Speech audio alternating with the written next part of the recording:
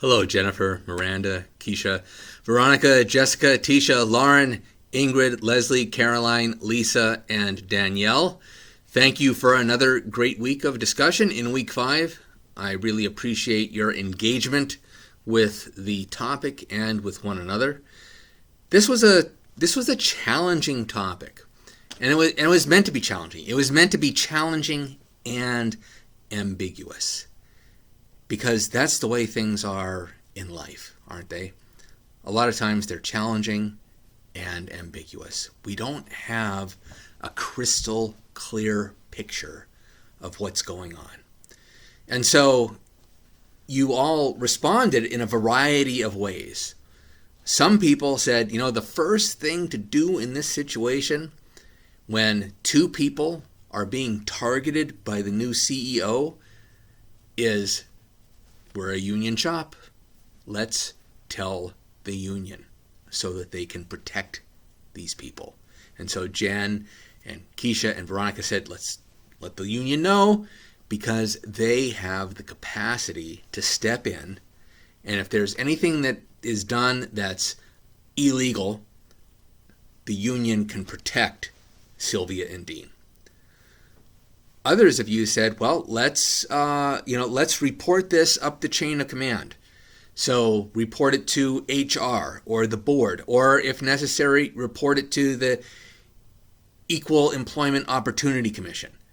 So several of you said that. Miranda, Veronica, Jessica, Lauren, Lisa, Danielle, and Tisha were like, this is clearly an unethical, illegal situation. It's discrimination.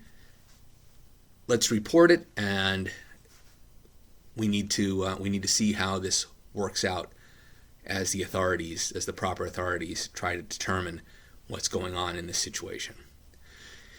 And then there were several of you who said, well, this really isn't crystal clear. It's not clear what's happening here with Karen. We should talk to Karen. We should see what's going on. More conversation is necessary before we take the next step. And Caroline and Ingrid and Leslie said that. And I guess I would say that based on what we know from the scenario, which is not much, we don't know much. All we know is that Karen said that she would like to fire Sylvia and Dean because she has never liked having them in the department. She does not say anything explicitly racist. She doesn't say anything explicitly homophobic.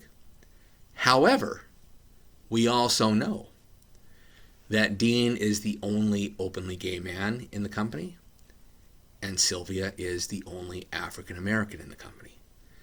So as Lisa said, that sets off some red flags, right? That sets off some red flags. It's like, wait a minute. Karen just gets promoted to CEO, and the first thing she wants to do is get rid of the only African American and the only openly gay man? Ooh, wait a minute. Especially since she says that their performance is quote unquote acceptable, and that you should find something so that she could fire them within a month. Even if this is not a case of discrimination based on race or sexual orientation, this is clearly an unethical act. Just because you don't like somebody, even if you're the CEO, does not mean that you just get to fire them. It may be legal, as Jen pointed out, in a state where there is at-will employment. The employer can fire people for any reason whatsoever, as long as it is not an illegal reason. So as long as it's not discrimination based on a protected category. Then, you could say, you know what, this person, I just don't think they're doing a great job. They're fired. And there is nothing that can happen in an at-will employment situation. However, as several of you pointed out, this is not an at-will employment situation. This is a situation where there is a union. So you may only be fired for cause. There has to be documentation of failures in order for someone to be fired. So that's something that complicates things. So as the supervisor, as Sylvia and Dean's supervisor, what do you do? I would say that the first step, since there is some ambiguity, and I realize that this looks really bad, and those of you who immediately said, this is discrimination, Karen is racist against Sylvia and has a problem with Dean's sexual orientation, those of you who said that and said that's what's going on, I can see how you would say that. It does have that appearance. But could there be something else going on? And I think since Karen does not say anything that's explicitly racist or explicitly homophobic, it's possible. And can we give Karen the benefit of the doubt? It would seem that Karen's been there a long time. She's well respected. You as the supervisor, you probably know her. Has she acted in a way that's been racist or homophobic before? I don't know. We don't know. But if this is kind of out of the blue, I think it might make sense to have a conversation with Karen and say, Sylvia and Dean, they are doing a good job. They're doing a good job. They're doing their work. I'm not sure what you're asking me to find. And have that conversation. Perhaps as part of that conversation, you also want to say, Karen, this could look really bad. Sylvia is the only African American. Dean's the only openly gay man. This is going to look really bad for the company if we try to fire them. And we're a unionized company.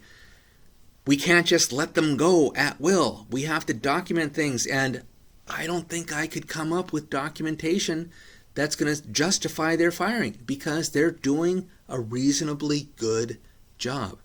And then maybe Karen thinks twice. Maybe she's, And there's also the possibility that Karen isn't firing Sylvia because she's African American, that she isn't trying to fire Dean because he's gay. But maybe it's, as someone suggested, maybe, Sylvia and Dean have been good friends for years and years and years. They've been working at the company for a long time.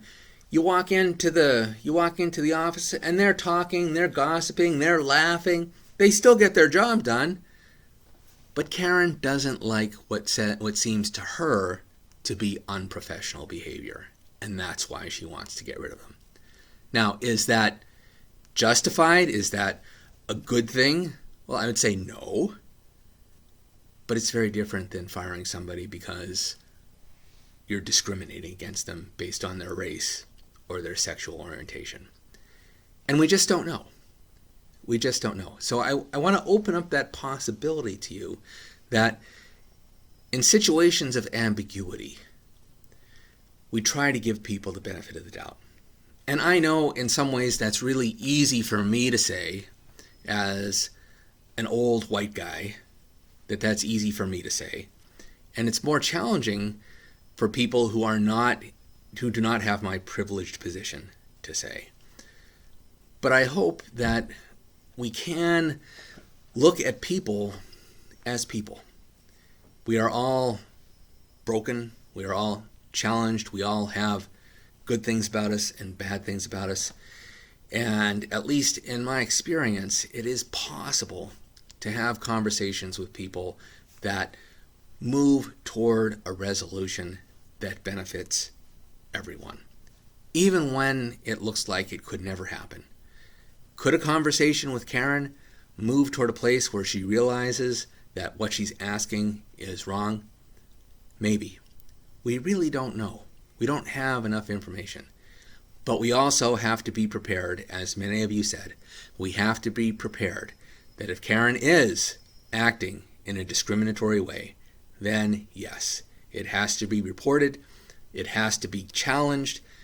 Sylvia and Dean need to be protected because their rights are being violated. We just don't know if that's the case yet. But I think being prepared for either possibility is the way of the ethical leader. If there's any way that I can help you or be of service to you as we finish up the course, please let me know. Or if you would like to have some conversation, please reach out to me. I am always open to interaction. Thanks again for all of your good work. Have a great week.